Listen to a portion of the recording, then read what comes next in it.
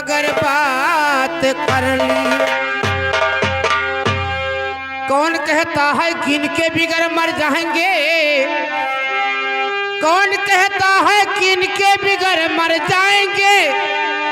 हम तो दरिया हैं समुंदर में उतर जाएंगे, ओ तरस जाएंगे प्यार की एक बूंद के लिए। हम तो प्यार के बादल हैं किसी और पे बरस जाएंगे। इसलिए कहना है कि हम वो आशिक हैं जो कमल को गुलाब बना देंगे। हम वो आशिक हैं जो कमल को गुलाब बना देंगे। तुम्हारे हर एक अदा पर एक नई गजल बना देंगे।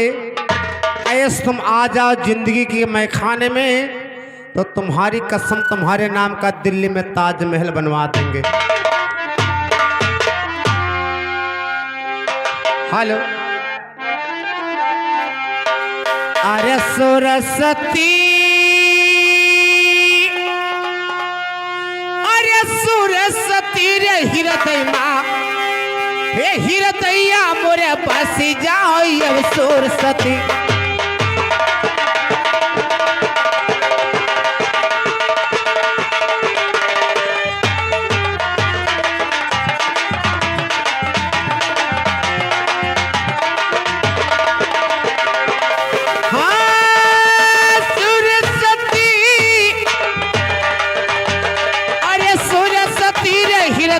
हमरे पास जाओ अब सो।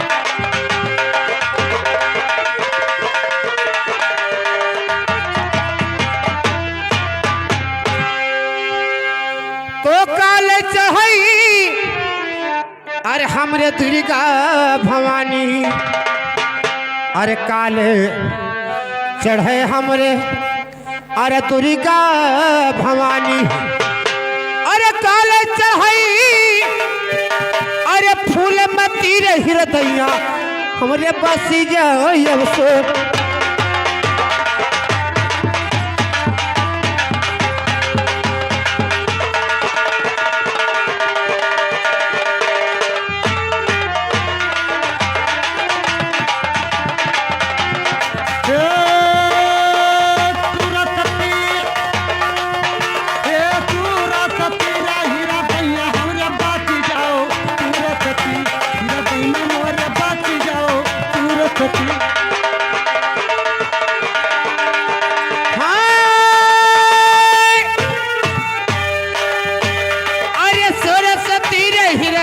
हमरे बसी जाओ अब सो।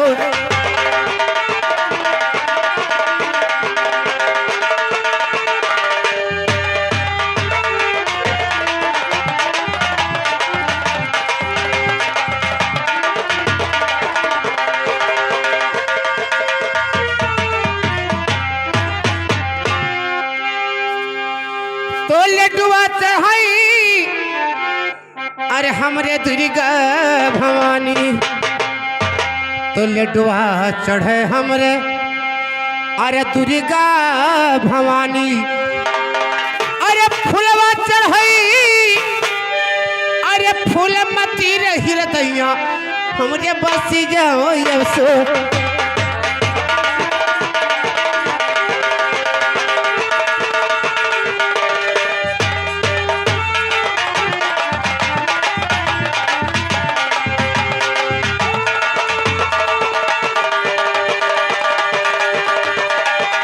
Yeah!